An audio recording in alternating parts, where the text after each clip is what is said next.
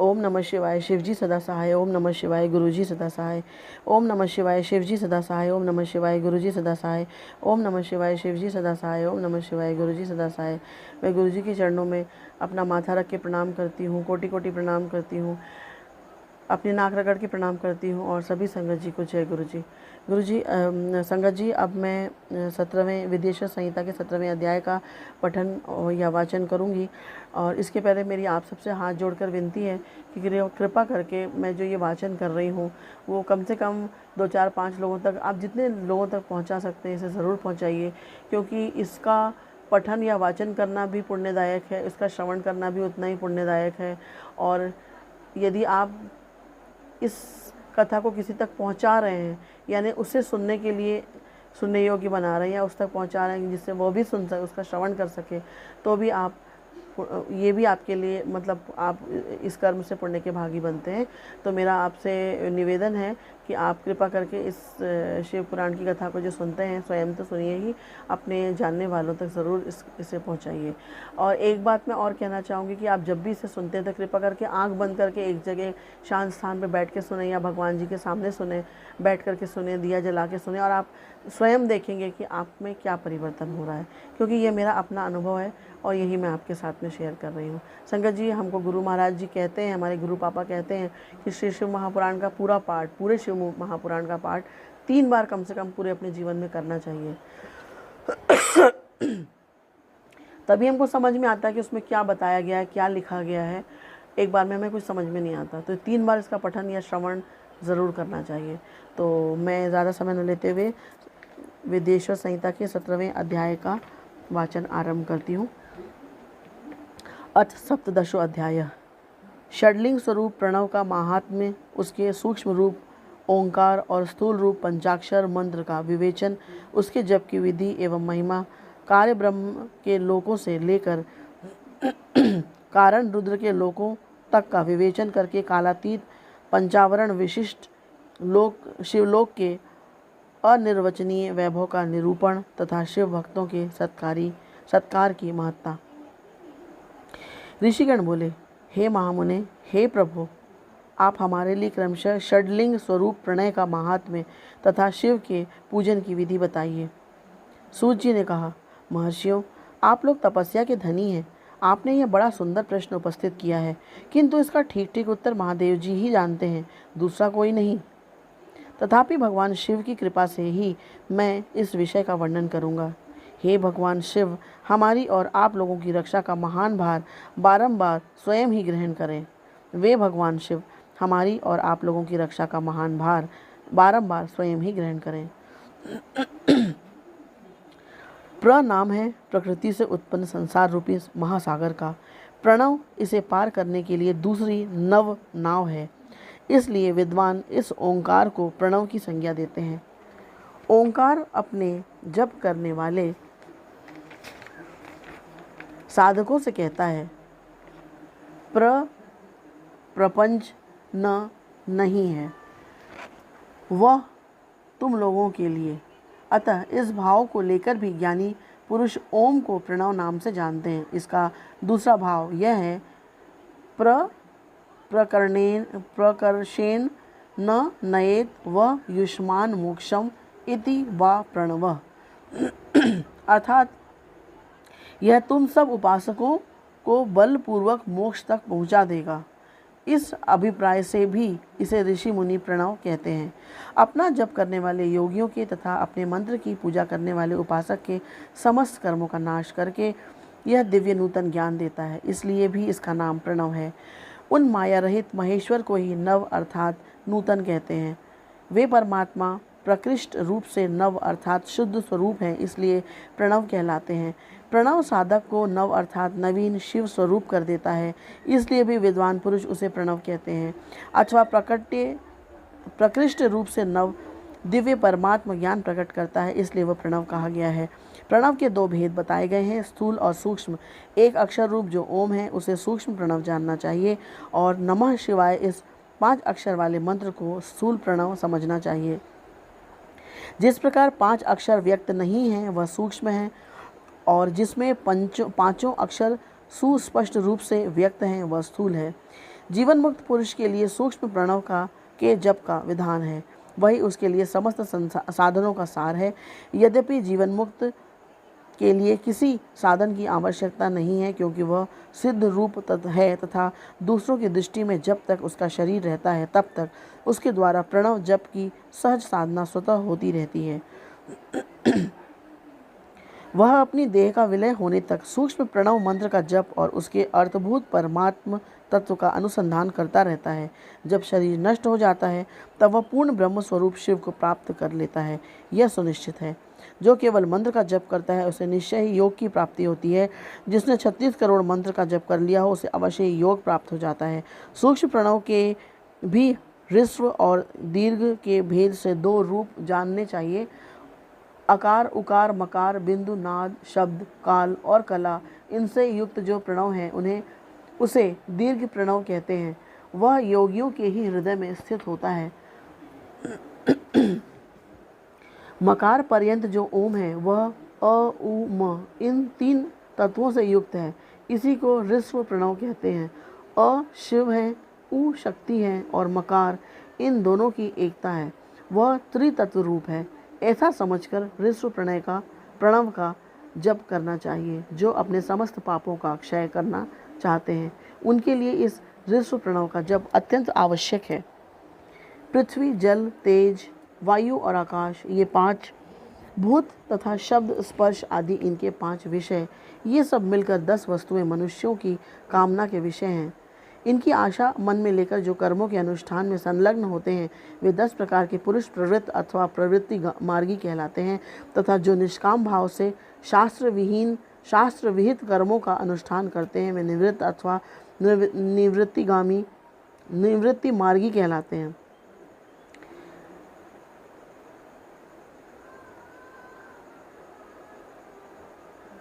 प्रवृत्ति पुरुषों को ह्रस्व प्रणव का ही जप करना चाहिए और निवृत्त पुरुषों को दीर्घ प्रणव का।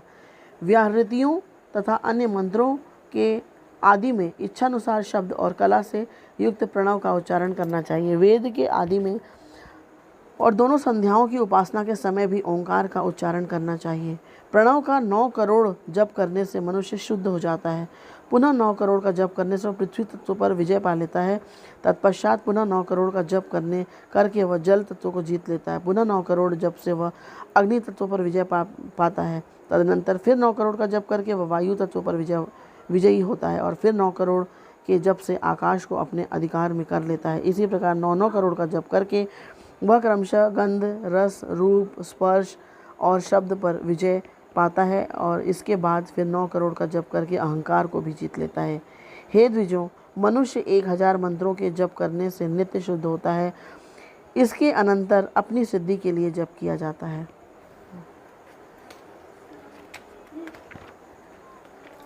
इस तरह 108 करोड़ प्रणव का जप करके उत्कृष्ट बोध को प्राप्त हुआ पुरुष शुद्ध योग प्राप्त कर लेता है। शुद्ध योग से युक्त होने पर वह जीवन मुक्त हो जाता है, इसमें संशय नहीं है। सदा प्रणव का जप और प्रणव रूपी शिव का ध्यान करते करते समाधि में स्थित हुआ महायोगी पुरुष साक्षात शिव ही है, इसमें संशय नहीं है। पहले अपने शरीर में प्रणव के ऋषि, छंद और देवता आदि का न्यास करके फिर जप आरंभ करना चाहिए। अकार आदि मातृका वर्णनों से युक्त प्रणव का अपने अंगों में न्यास करके मनुष्य ऋषि हो जाता है। मंत्रों के 10 विध संस्कार, मातृका न्यास तथा षड्ध्वन शोधन आदि के साथ संपूर्ण न्यास का फल उसे प्राप्त हो जाता है। प्रवृत्ति तथा प्रवृत्ति निवृत्ति से मिश्रित भाव वाले पुरुषों के लिए स्थूल प्रणव का जप ही अभीष्ट का साधक होता है। क्रिया, तप और जप के योग से शिव योगी 3 प्रकार के होते हैं। वे क्रमशः क्रिया योगी, तपो योगी और जप योगी कहलाते हैं। जो धन आदि वैभवों से पूजा सामग्री का संचय करके हाथ आदि अंगों से नमस्कार आदि क्रिया करते हुए इष्ट देव की पूजा में लगा रहता है वह क्रिया योगी कहलाता है। पूजा में संलग्न रहकर जो परिमित भोजन करता हुआ बाह्य इंद्रियों को जीतकर वश में किए रहता है और मन को भी वश में करके परद्रोह आदि से दूर रहता है वह तपोयोगी कहलाता है। और इन सभी सद्गुणों से युक्त होकर जो सदा शुद्ध भाव से रहता है तथा समस्त काम आदि दोषों से रहित हो शांत चित्त से निरंतर जप किया करता है, उसे महात्मा पुरुष जप योगी मानते हैं। जो मनुष्य 16 प्रकार के उपचारों से शिव योगी महात्माओं की पूजा करता है, वह शुद्ध होकर सालों के आदि के क्रम से उत्तरोत्तर उत्कृष्ट मुक्ति को प्राप्त कर लेता है। हे द्विजों, अब मैं जप योग का वर्णन करता हूँ। आप सब लोग ध्यान देकर सुने। तपस्या करने वाले के लिए जप का उपदेश किया गया है, क्योंकि वह जप करते करते अपने आप को सर्वथा शुद्ध अर्थात निष्पाप कर लेता है। हे ब्राह्मणों, पहले नमः पद हो, उसके बाद चतुर्थी विभक्त में शिव शब्द हो तो पंचतत्वात्मक नमः शिवाय मंत्र होता है। इसे शिव पंचाक्षर कहते हैं। यह स्थूल प्रणव रूप है। इस पंचाक्षर के जप से ही मनुष्य संपूर्ण सिद्धियों को प्राप्त कर लेता है। पंचाक्षर मंत्र के आदि में ओंकार लगाकर ही सदा उसका जप करना चाहिए। हे द्विजों, गुरु के मुख से पंचाक्षर मंत्र का उपदेश पाकर जहाँ सुख पूर्वक निवास किया जा सके, ऐसी उत्तम भूमि पर महीने के पूर्व पक्ष अर्थात शुक्ल में प्रतिपदा से आरंभ करके कृष्ण पक्ष की चतुर्दशी तक निरंतर जप करता रहे। माघ और भादों के महीने अपना विशिष्ट महत्व रखते हैं। यह समय सब समयों से उत्तमोत्तम माना गया है।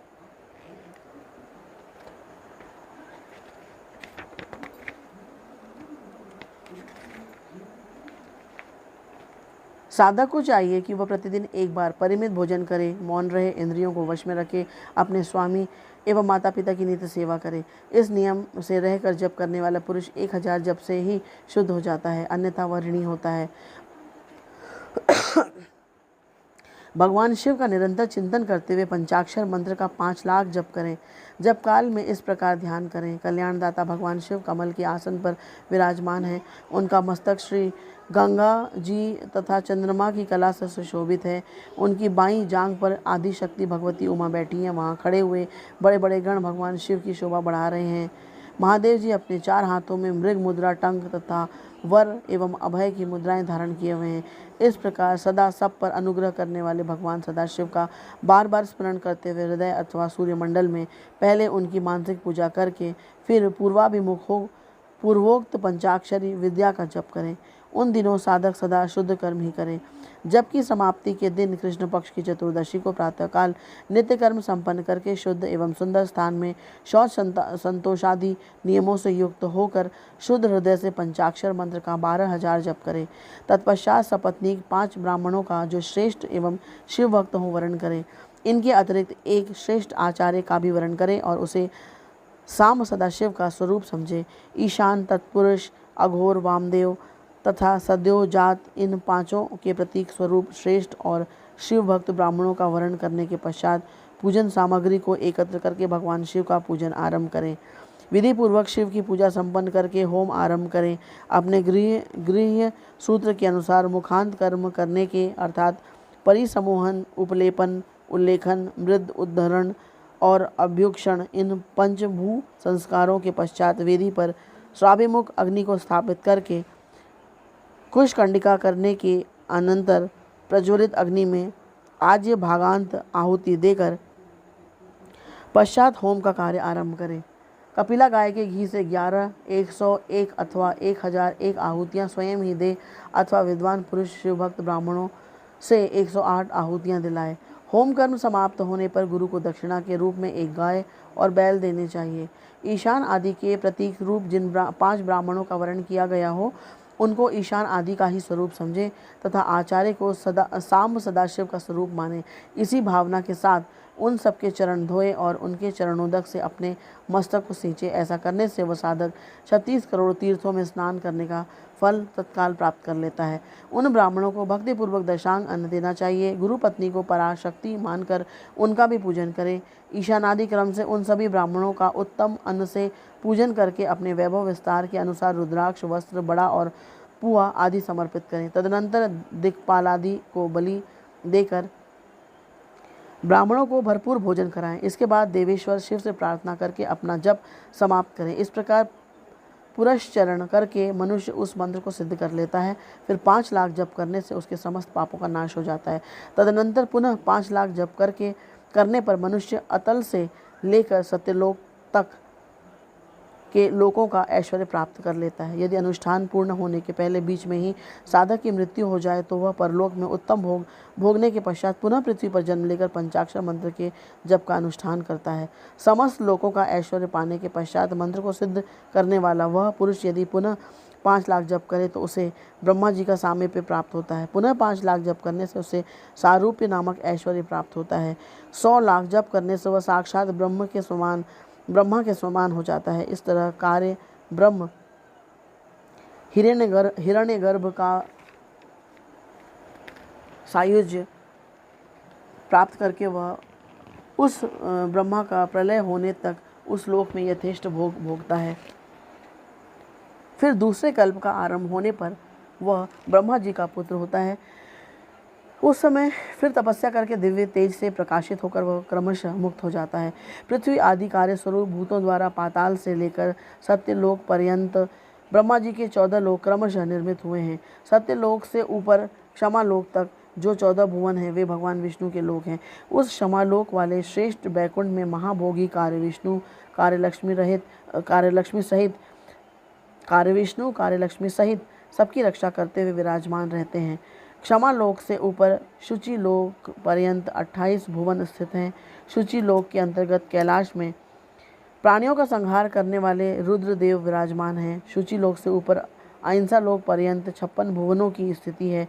अहिंसा लोक का आश्रय लेकर जो ज्ञान कैलाश नामक नगर शोभा पाता है उसमें कार्यभूत महेश्वर सबको अदृश्य करके रहते हैं। अहिंसा लोक में अंत में काल चक्र की स्थिति है। तदनंतर कालातीत स्थिति है जहाँ काल चक्रेश्वर नामक शिव माहिष धर्म का आश्रय लेकर सबको काल से संयुक्त किए रहते हैं। असत्य, अशुचि, हिंसा, निर्दयता ये असत्य आदि 4 पाद कामरूप धारण करने वाले शिव के अंश हैं। नास्तिकता युक्त लक्ष्मी दुसंग, वेद बाह्य शब्द, क्रोध का संग, कृष्ण वर्ण ये महामहिष के रूप वाले हैं। यहाँ तक महेश्वर के विराट स्वरूप का वर्णन किया गया है। वहीं तक लोगों का तिरोधान अथवा लय होता है। उससे नीचे कर्मों का भोग है और उससे ऊपर ज्ञान का भोग। उसके नीचे कर्म माया है और उसके ऊपर ज्ञान माया। अब मैं कर्म माया और ज्ञान माया का तात्पर्य बता रहा हूँ। माँ का अर्थ है लक्ष्मी, उससे कर्म भोग यात प्राप्त होता है, इसलिए वह माया अथवा कर्म माया कहलाती है। इसी तरह माँ अर्थात लक्ष्मी से ज्ञान भोग यात अर्थात प्राप्त होता है, इसलिए उसे माया या ज्ञान माया कहा गया है। उपर्युक्त सीमा से नीचे नश्वर भोग हैं और ऊपर नित्य भोग। उससे नीचे ही तिरोधान अथवा लय है। ऊपर तिरोधान नहीं है, वहाँ से नीचे ही कर्ममय पाशों द्वारा बंधन होता है। ऊपर बंधन का सदा अभाव है। उससे नीचे ही जीव सकाम कर्मों का अनुसरण करते हुए विभिन्न लोकों और योनियों में चक्कर काटते हैं। उससे ऊपर के लोकों में निष्काम कर्म का ही भोग बताया गया है। बिंदु पूजा में तत्पर रहने वाले उपासक वहाँ से नीचे के लोकों में ही घूमते हैं। उसके ऊपर तो निष्काम भाव से शिवलिंग की पूजा करने वाले उपासक ही जाते हैं। उसके नीचे शिव के अतिरिक्त अन्य देवताओं की पूजा करने वाले घूमते हैं। जो एकमात्र शिव की ही उपासना में तत्पर हैं वे उससे ऊपर के लोकों में जाते हैं। वहाँ से नीचे जीव कोटि है और ऊपर ईश्वर कोटि। नीचे संसारी जीव रहते हैं और ऊपर मुक्त लोग। प्राकृत द्रव्यों से पूजा करने वाले उसके नीचे रहते हैं और पौरुष द्रव्यों से पूजा करने वाले उससे ऊपर जाते हैं। उसके नीचे शक्ति लिंग है और उसके ऊपर शिवलिंग है। उसके नीचे सगुण लिंग है और उसके ऊपर निर्गुण लिंग। उसके नीचे कल्पित लिंग है और उसके ऊपर कल्पित नहीं है। उसके नीचे आदि भौतिक लिंग और उसके ऊपर आध्यात्मिक लिंग है।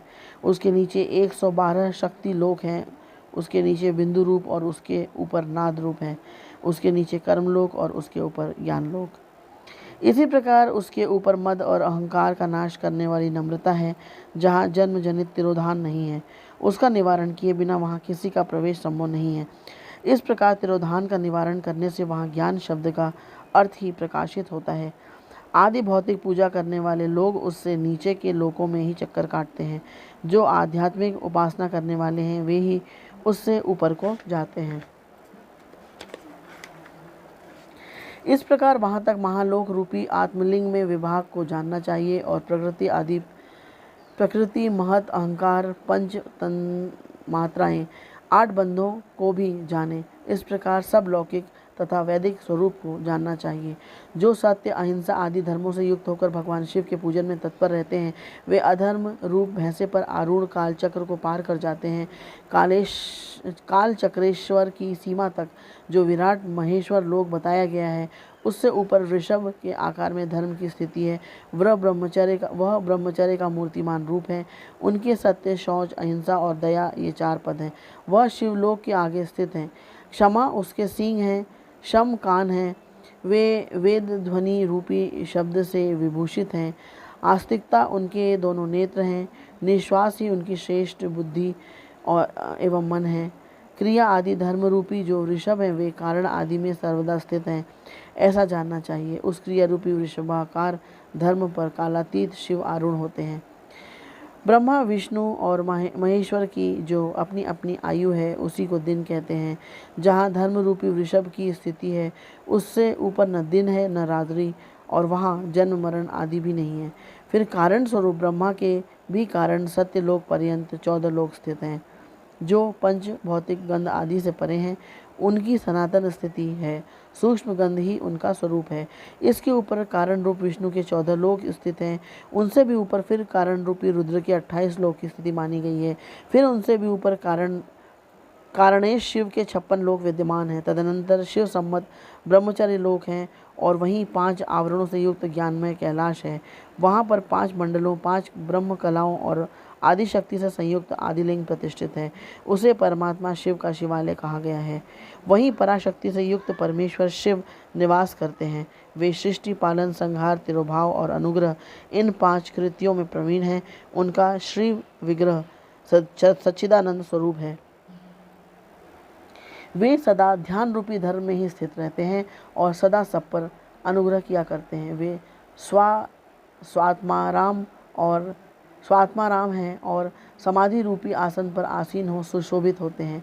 कर्म एवं ध्यान आदि का अनुष्ठान करने से क्रमशः साधन पथ में आगे बढ़ने पर उनका दर्शन साध्य होता है। नित्य नैमित्तिक आदि कर्मों द्वारा देवताओं का यजन करने से भी भगवान शिव के समाराधन कर्म में मन लगता है। क्रिया आदि जो शिव संबंधी कर्म हैं, उनके द्वारा शिव ज्ञान सिद्ध करें। जिन्होंने शिव तत्व का साक्षात्कार कर लिया है अथवा जिन पर शिव की कृपा दृष्टि पड़ चुकी है, वे सब मुक्त ही हैं, इसमें संशय नहीं है। आत्मस्वरूप से जो स्थिति है वही मुक्ति है। एकमात्र अपने आत्मा में रमण या आनंद का अनुभव करना ही मुक्ति का स्वरूप है। जो पुरुष क्रिया, तप, ज्ञान, जप और ध्यान रूपी धर्मों में भली भांति स्थित है, वह शिव का साक्षात्कार करके स्वात्म रामत्व स्वरूप मोक्ष को भी प्राप्त कर लेता है। जैसे सूर्य अपनी किरणों से अशुद्धि को दूर कर देते हैं, उसी प्रकार कृपा करने में कुशल भगवान शिव अपने भक्त के अज्ञान को मिटा देते हैं। अज्ञान की निवृत्ति हो जाने पर शिव ज्ञान स्वतः प्रकट हो जाता है।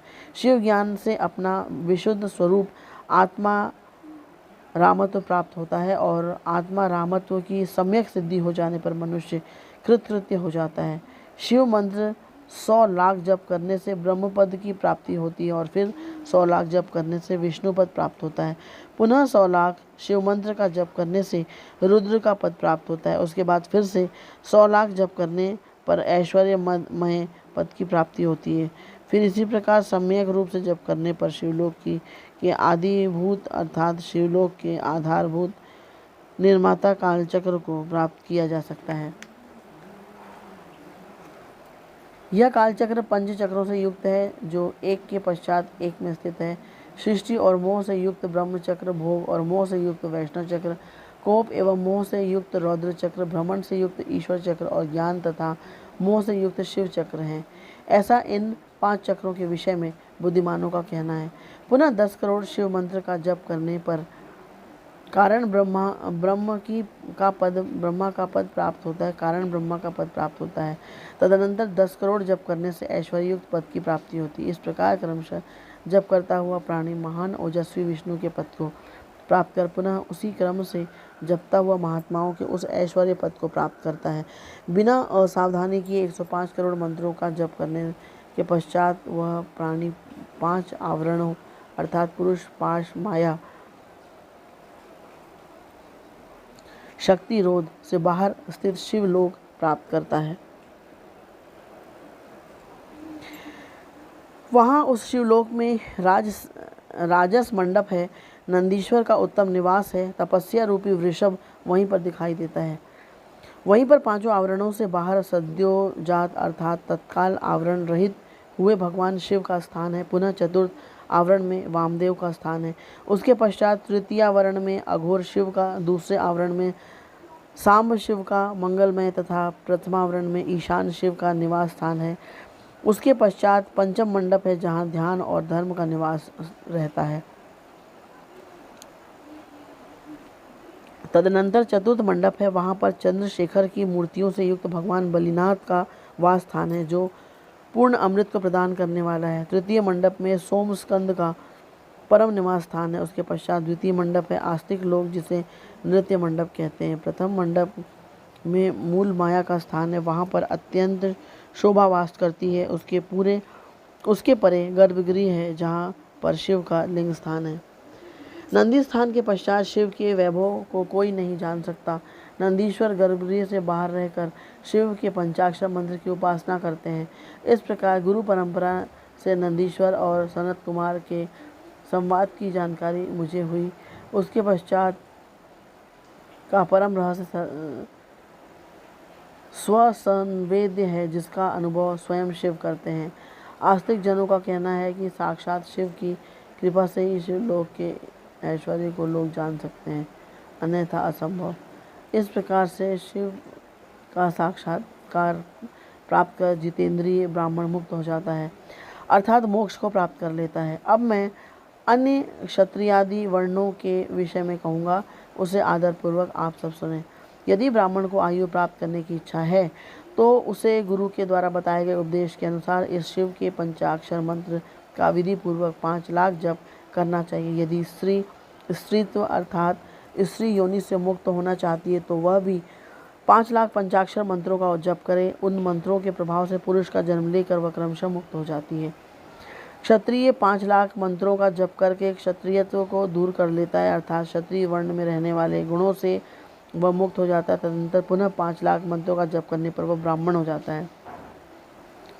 फिर उतने ही मंत्रों के जप से मंत्र सिद्धि प्राप्त होती है और तत्पश्चात उसी क्रम से 5 लाख मंत्रों का जप करने पर वह मनुष्य मुक्त हो जाता है। वैश्य 5 लक्ष मंत्रों का जप करने से अपने वैश्यत्व गुण का परित्याग कर देता है। पुनः 5 लक्ष मंत्र का जप करने पर वह मंत्र क्षत्रिय कहलाने का अधिकारी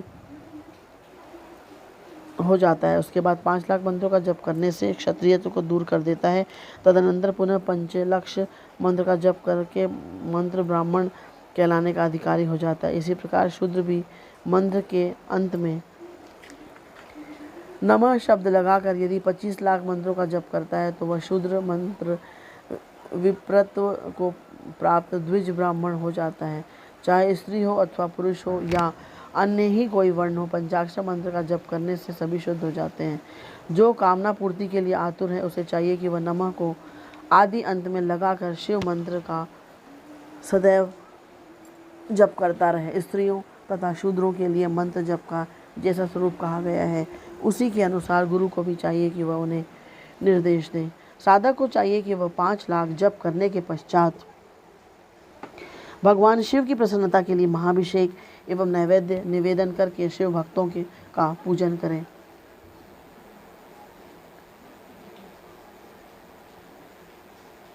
शिव भक्त की पूजा से भगवान शिव बहुत प्रसन्न होते हैं। शिव और उनके भक्त में कोई भेद नहीं है, वह साक्षात शिव रूप ही है, शिव स्वरूप ही है। शिव स्वरूप मंत्र को धारण करके वह शिव ही हो जाता है। शिव भक्त का शरीर शिव रूप ही है, अतः उसकी सेवा में तत्पर रहना चाहिए। जो शिव के भक्त हैं वे लोक और वेद की सारी क्रियाओं को जानते हैं। जो क्रमशः जितना जितना शिव मंत्र का जप कर लेता है उसके शरीर को उतना शिव का सामीप्य प्राप्त हो जाता है, इसमें संशय नहीं है। शिव भक्त स्त्री का रूप देवी पार्वती का ही स्वरूप है। वह जितना मंत्र जपती हैं उसे उतना ही देवी का सानिध्य प्राप्त होता है। बुद्धिमान व्यक्ति को शिव का पूजन करना चाहिए, इससे वह साक्षात मंत्र रूप हो जाता है। साधक स्वयं शिव स्वरूप होकर पराशक्ति का पूजन करे। शक्ति वेर अर्थात मूर्ति तथा लिंग का चित्र बनाकर अथवा मिट्टी आदि से इनकी आकृति का निर्माण करके प्राण प्रतिष्ठा पूर्वक निष्कपट भाव से इनका पूजन करें। शिवलिंग को शिव मानकर अपने को शक्ति रूप समझकर शक्ति लिंग को देवी और अपने को शिव स्वरूप समझकर शिवलिंग को नाद रूप और शक्ति को बिंदु रूप मानकर परस्पर सटे हुए शक्ति लिंग और शिवलिंग के प्रति उप प्रधान और प्रधान की भावना रखते हुए जो शिव और शक्ति की पूजन करता है वह मूल रूपी भावना करने के कारण शिव रूप ही है। शिव भक्त शिव मंत्र होने के कारण शिव के ही स्वरूप है। जो 16 उपचारों से उनकी पूजा करता है उसे अभीष्ट वस्तु की प्राप्ति होती है। जो शिवलिंगोपासक शिव भक्त की सेवा आदि करके उसे आनंद प्रदान करता है उस विद्वान पर भगवान शिव बड़े प्रसन्न होते हैं। 5, 10 या 100 सपत्नी शिव भक्तों को बुलाकर भोजन आदि के द्वारा पत्नी सहित उनका सदैव समादर करें। धन में, देह में, मंत्र में शिव भावना रखते हुए उन्हें शिव और शक्ति का स्वरूप जानकर निष्कपट भाव से उनकी पूजा करें। ऐसा करने वाला पुरुष शिव शक्ति स्वरूप होकर इस भूतल पर फिर जन्म नहीं लेता। शिव भक्त की नाभि के नीचे का भाग ब्रह्म भाग, नाभि से ऊपर कंठ पर्यंत तक का भाग विष्णु भाग और मुख शिवलिंग स्वरूप कहा गया है। मृत्यु के पश्चात जिनका दाहादि संस्कार हुआ हो अथवा जो दाहादि संस्कार से रहित हो उन पितरों के उद्देश्य से शिव को ही आदिति पर मानकर उनकी पूजा करनी चाहिए। पुनः आदि माता शिव की शक्ति को पूजा कर शिव भक्तों का पूजन करना चाहिए। ऐसा करने वाला पुरुष मरने के पश्चात क्रमशः पितृलोक को प्राप्त करता है। तदनंतर उसे मुक्ति प्राप्त हो जाती है। 10 क्रियावान पुरुषों से युक्त योगियों की अपेक्षा एक तपोयुक्त प्राणी श्रेष्ठ है। 100 तपोयुक्तों अर्थात तपस्वियों की अपेक्षा एक जपयुक्त जापक विशिष्ट है। सहस्त्र जपयुक्त जापकों की अपेक्षा एक शिवज्ञानी का विशेष महत्व है। 1 लाख शिवज्ञानियों से शिव का ध्यान करने वाला एक ध्यानी श्रेष्ठ है और करोड़ ध्यानियों की अपेक्षा शिव के लिए एक समाधि श्रेष्ठ है। इस प्रकार उत्तरोत्तर वैशिष्ट्य क्रम से की जाने वाली पूजा से प्राप्त फल में भी विशिष्टता आती है जिसको जानना विद्वानों के लिए भी कठिन है। इस कारण से शिव भक्त की महिमा को कौन मनुष्य जान सकता है। जो मनुष्य शिव शक्ति और शिव भक्त की पूजा भक्तिपूर्वक करता है और शिव स्वरूप होकर सदैव कल्याण को प्राप्त करता है, जो ब्राह्मण इस वेद सम्मत अध्याय को अर्थ सहित पढ़ता है वह शिव ज्ञानी होकर शिव के साथ आनंद प्राप्त करता है। हे मुनीश्वरों, विद्वान पुरुष को चाहिए कि यह अध्याय वह शिव भक्तों को सुनाए। हे बुद्धजनों, ऐसा करने से भगवान शिव की कृपा से उनका अनुग्रह प्राप्त होता है। इति श्री शिव महापुराणे प्रथमायाम विदेश संहितायां प्रणव पंचाक्षर मंत्र महात्म्य वर्णनम नाम सप्तदशो अध्याय। इस प्रकार श्री शिव महापुराण के अंतर्गत प्रथम विदेश संहिता में प्रणवयुक्त पंचाक्षर मंत्र का महात्म्य वर्णन नामक 17वां अध्याय पूर्ण हुआ।